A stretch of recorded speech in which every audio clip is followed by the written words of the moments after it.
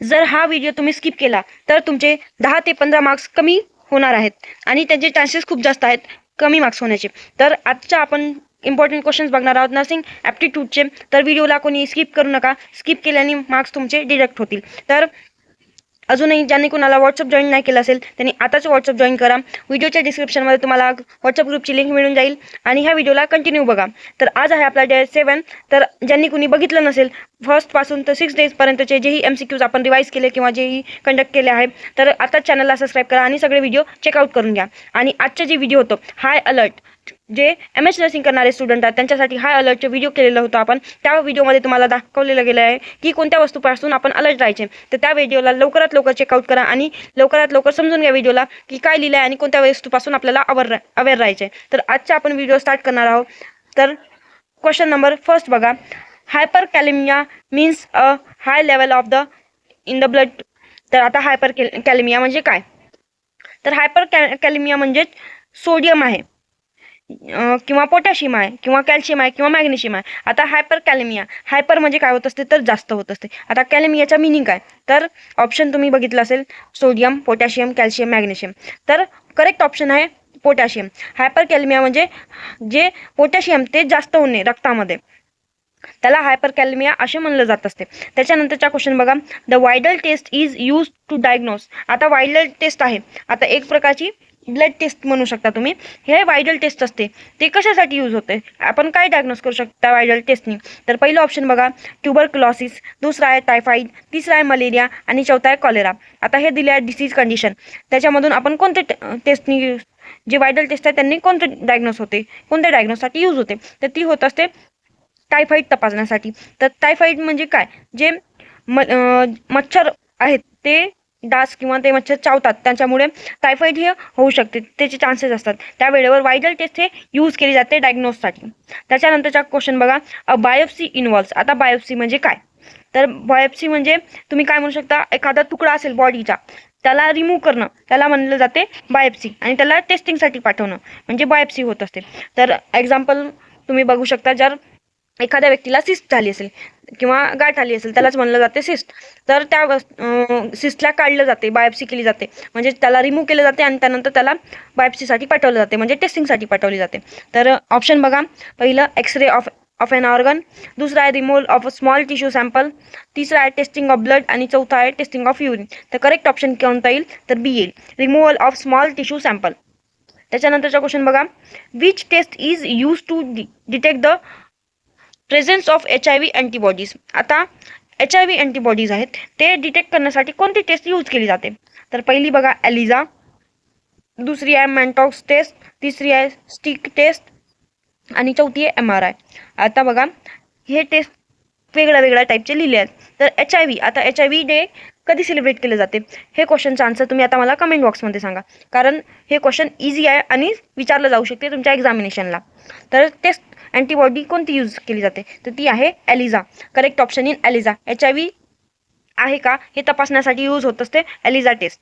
त्याच्यानंतर बघा next question आहे ग्लुकोमा. आता ग्लुकोमा एक डिसीज कंडिशन आहे, ते कशाशी रिलेटेड आहे? पहिलं ऑप्शन बघा high pressure in the eye. आता हाय प्रेशर असेल आयमध्ये तर ग्लुकोमा कंडिशन रिलेटेड आहे का? तर करेक्ट आहे, ग्लुकोमा रिलेटेड आहे. दुसरा ऑप्शन बघा इन्फेक्शन ऑफ द इयर. जर इन्फेक्शन झालं असेल इयरला त्या वेळेवर ग्लुकोमा ही कंडिशन आढळून येत नसते. तिसरा आहे option inflammation of the skin. Inflammation झालं असेल स्किनचं त्या कंडिशनमध्ये ग्लुकोमा ही डिसीज येत नसते. आणि चौथा ऑप्शन आहे विकनेस ऑफ द बोन. जर विकनेस ऑफ द बोन आलेली असेल तर डिफिशियन्सी झालेली असते पण ग्लुकोमा रिलेटेड नसते. तर करेक्ट ऑप्शन आहे A, high pressure in the eye. डोळ्यामध्ये प्रेशर असेल हाय त्या कंडिशनमध्ये ग्लुकोमा डिसीज रिलेटेड होत असते आयशी. त्या म्हणून ऑप्शन नंबर ए येईल. त्याच्यानंतरचा क्वेश्चन बघा. Osteoporosis make bones. तर ऑस्टिओपोरोसिस ही कंडिशन आहे, तर याच्यामुळे बोन्स कसे होतात? ठिसूळ होतात किंवा स्ट्रॉंग होतात, लॉंग होतात, फ्लेक्झिबल होतात. तर ते काय होऊ शकते? तर पहिलं बघा ऑस्टिओपोरोसिसमध्ये हाडं काय कमकुवत होत असतात आणि पटकन तुटणारी होत असतात. म्हणजेच ऑप्शन बघा पहिलं व्हेरी स्ट्रॉंग, दुसरा आहे फ्लॅजिल अँड इझी टू ब्रेक आणि तिसरा आहे फ्लेक्झिबल आणि चौथा आहे लॉंगर. तर ऑस्टिओपोरोसिस म्हणजे मी आता सांगितले हाडं कमकुवत होतात म्हणजे फ्रॅजिल होत असतात आणि इझी टू ब्रेक होत असतात. कारण ऑस्टिओपोरोसिसमध्ये जर फ्रॅजिल झाली, कमकुवत झाले बोन्स तर त्याच्यामुळे ब्रेक होणं बोन्सनं तर इझी होत असते, त्याच्यामुळे इझी टू ब्रेक होत असते.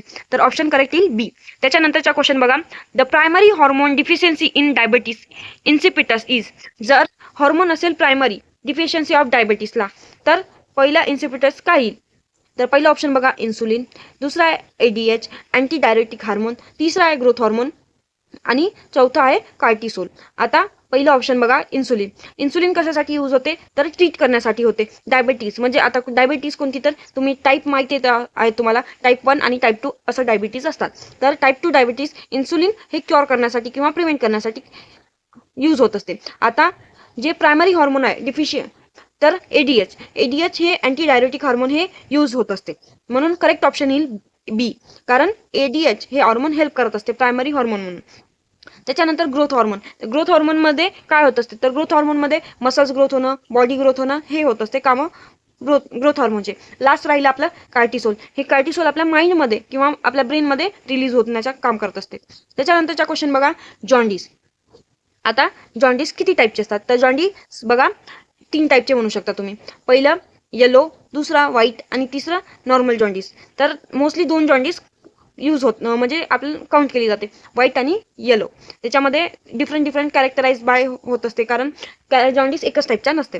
तर त्याच्यानंतर क्वेश्चन बघा काय विचारलं गेलेलं आहे. Jaundice is characterized by the accumulation of. जर जॉन्डिस झालेला असेल तर ते कशामुळे कॅरेक्टराइज केले जाते? तर कशाच्या अकॉम्युलेशन केल्यामुळे समजू येते आपल्याला की जॉन्डिस आहे. पहिलं ऑप्शन बघा ग्लुकोज, दुसरा आहे बिलिरुबिन, तिसरा आहे युरिया आणि चौथा आहे युरिक ऍसिड. तर करेक्ट ऑप्शन येईल बिलिरुबिन. जर शरीरामध्ये किंवा बॉडीमध्ये आपल्या बिलिरुबिन जर जास्त प्रमाणात वाढत असेल, त्या कंडिशनमध्ये जे जॉन्डिस आहे ते दिसून येत असते. म्हणजे बॉडी व्हाईट, एकदम व्हाईट दिसेल, नाहीतर मग जास्तीत जास्त पिवळी दिसू शकते बिलिरुबिनचे क्वांटिटी वाढल्यामुळे. त्याच्यानंतरचा क्वेश्चन बघा angina pectoris is the chest pain caused by. आता एंजिना पेक्टोरिस हे कंडिशन आहे, याच्यामध्ये चेस्ट पेन होत असते, तर ते कशामुळे होत असते? पहिलं बघा option infection in the lungs, दुसरा आहे reduce blood flow to the heart muscle, तिसरा आहे ब्रोकन रिब, चौथा आहे गॅस इन स्टमक. तर जे एंजिना पेक्टोरिस आहे त्याच्यामध्ये हे जे कंडिशन आहे चेस्ट पेन, तर ही एंजिना पेक्टोरिस मधलं जर ब्लड आहे, ब्लडचा फ्लो आहे ते रिड्यूस होत असते आणि मसल्सला कमी प्रोव्हाइड होत असेल, त्या कंडिशनमध्ये जे एंजिना पेक्टोरिसमध्ये आहे ते चेस्ट पेन होण्याचे चान्सेस आहेत. तर करेक्ट ऑप्शन येईल B, reduce blood flow to the heart muscle. जर हार्ट मसलला कमी ब्लड फ्लो झालं तर एंजिना पेक्टोरिस ह्या कंडिशनमध्ये चेस्ट पेन होण्याचे चान्सेस आहेत. त्याच्यानंतरचा क्वेश्चन बघा the cessation of the menstrual cycle in older is called. जर एखाद्या फिमेल आहे त्या तिला जे मेन्स्ट्रुअल सायकल आहे ते बंद झाली असेल, म्हणजे जे ओल्डर वुमन आहे, आता तुम्हाला माहिती आहे जे प्युबर्टीच्या वेळेवर मेन्स्ट्रुअल सायकल आपली स्टार्ट झाली असते, त्याच्यानंतर आफ्टर 45 इयर्स तुम्हाला जे लेडीज आहेत, फिमेल आहेत, तिची मेन्स्ट्रुअल सायकल ही बंद होत असते, तर तिला काय म्हणतात? तर पहिलं ऑप्शन बघा मेनार्च, दुसरा आहे मेनोपॉज, तिसरा आहे डायमेनोरिया आणि चौथा आहे ॲमिनोरिया. तर मेनार्च हे कंडिशन कुठे आढळून येत असते? तर जेव्हा स्टार्टिंग होत असते मेन्स्ट्रुअल सायकलचा त्या कंडिशनला मेनार्च असं म्हणलं जाते, आणि पॉज होणं म्हणजेच बंद होणं जे मेन्स्ट्रुअल सायकल आहे त्याला मेनोपॉज असं म्हणलं जाते. तर करेक्ट ऑप्शन येईल आपला मेनोपॉज. आता क्वेश्चनचा आन्सर द्या. मोस्टली ओव्ह्युलेशन किती डे, कोणत्या डेमध्ये होते? एक मंथची आपली मोस्टली 27 to 28 डेजची आपली मेन्स्ट्रुअल सायकल असते. तर ओव्ह्युलेशन कोणत्या डेला होऊ शकते? तर ह्या क्वेश्चनचा आन्सर तुम्ही मला कमेंट बॉक्समध्ये सांगा. त्याच्यानंतरचा क्वेश्चन बघा ॲमिनोरिया मीन्स. आता ॲमिनोरिया ही कंडिशन आहे, आता त्यामध्ये काय होत असते आणि त्याच्या मिनिंग काय? तर पहिलं ऑप्शन बघा पेनफुल मेन्स्ट्रुलेशन, म्हणजे जे मेन्स्ट्रुलेशन आहे मेन्स्ट्रुअल सायकल ते पेनफुल असेल. दुसरं बघा अब्सेन्स ऑफ मेन्स्ट्रुलेशन, तर दुसरं अब्सेंट म्हणजे जे मेन्स्ट्रुअल सायकल आहे ते अब्सेंट असणं. तिसरं बघा एक्सेसिव्ह ब्लिडिंग, जास्ती प्रमाणात ब्लिडिंग होणं म्हणजे काय होत असते. आणि त्याच्यानंतर बघा इरेग्युलर सायकल, म्हणजे जे मेन्स्ट्रुअल सायकल असेल ते इरेग्युलर असेल. तर करेक्ट ऑप्शन कोणती येईल? तर ऑप्शन्स ऑफ मेन्स्ट्रुलेशन म्हणजेच ॲमिनोरिया. जर मेन्स्ट्रुअल सायकल कधीच येत नसेल, बंद असेल पूर्ण, त्याला ॲमिनोरिया असं म्हणलं जाते. जर एखाद्या कंडिशनमध्ये फिमेलला काहीतरी प्रॉब्लेम असेल, त्या कंडिशनमध्ये परमानेंट बंदही होऊ शकते मेन्स्ट्रुअल सायकल, त्याला ॲमिनोरिया ही कंडिशन म्हणली जाते. त्याच्यानंतरचा क्वेश्चन बघा द प्लासेंटा सर्व्स टू. आता प्लासेंटा जर एखादा बेबी असेल फिटसमध्ये, तर फिटस बेबीला म्हणलं जाते. जर प्रेग्नेन्सीमध्ये एखादी लेडी आहे त्या आणि ते बेबी आहे पोटामध्ये, त्याला प्रोव्हाइड करते न्यूट्रिशन किंवा जे फूड आहे ते प्लासेंटा थ्रू होत असते. अम्बिलिकल कॉर्ड जे प्लासेंटा आहे ते यूज करत असते सगळं न्यूट्रिशन प्रोव्हाइड करण्यासाठी. त्याच्यामध्ये बघा सर्व का करत असते, तर बघा प्रोटेक्ट द मदर, दुसरा आहे provide nutrients and oxygen to the foetus, तिसरा आहे स्टोअर एक्स्ट्रा ब्लड आणि चौथा आहे प्रोड्यूस मिल्क. तर करेक्ट ऑप्शन काय येईल, तर जे बाळ आहे किंवा फिटस आहे त्याला न्यूट्रिशन प्रोव्हाइड करण्याचं काम करत असते प्लासेंटा आणि ऑक्सिजन देण्याचं काम करत असते, सर्व्हाइव्ह करण्यासाठी ऑक्सिजन प्रोव्हाइड करत असते प्लासेंटा फिटसला. तर प्लासेंटाचं मेन काम न्यूट्रिशन प्रोव्हाइड करणं आणि ऑक्सिजन प्रोव्हाइड करणं. तर करेक्ट ऑप्शन येईल बी. त्याच्यानंतरचा क्वेश्चन बघा, what is the smallest bone in the human body. आता स्मॉलेस्ट बोन प्रेझेंट असते आपल्या कानामध्ये. कानामध्ये आपले बोन असतात स्टॅपीज, इनकस, हे सगळे.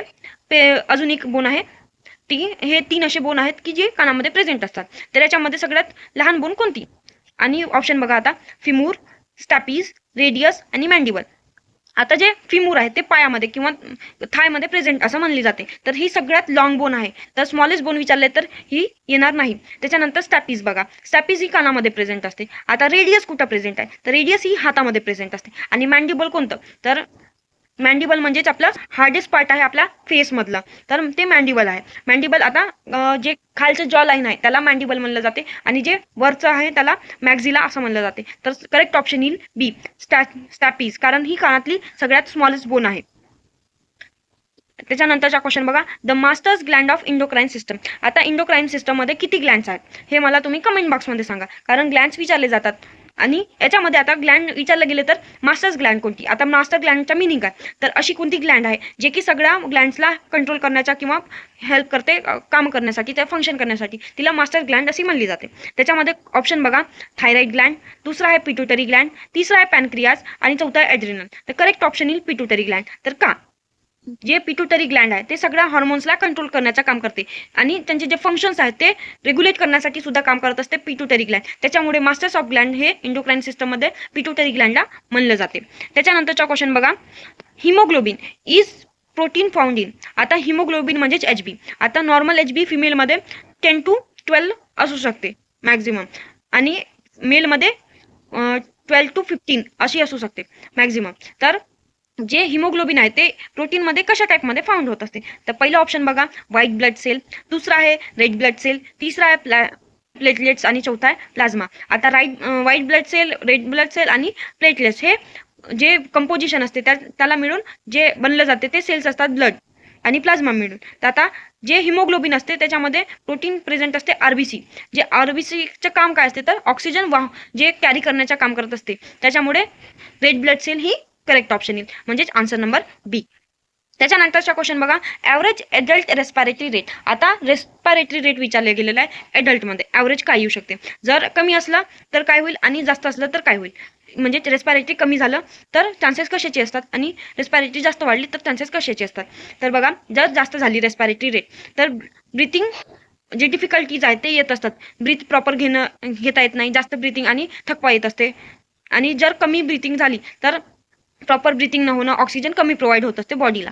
त्याच्यामुळे जे ॲव्हरेज रेट विचारलं आहे आता रेस्पिरेटरी रेटचं, तर ते आता ऑप्शनमध्ये बघा, 5 to 10 ब्रीथ्स पर मिनिट, दुसरा आहे 12 to 20 ब्रीथ्स पर मिनिट, तिसरा आहे 30 to 40 ब्रीथ्स पर मिनिट आणि चौथा आहे 60 to 80 ब्रीथ पर मिनिट. तर करेक्ट ऑप्शन काय येईल, करेक्ट ऑप्शन आहे नॉर्मल ॲडल्टमध्ये रेस्पिरेटरीचा 12 to 20 ब्रीथ्स पर मिनिट, म्हणजे करेक्ट ऑप्शन काय येईल बी.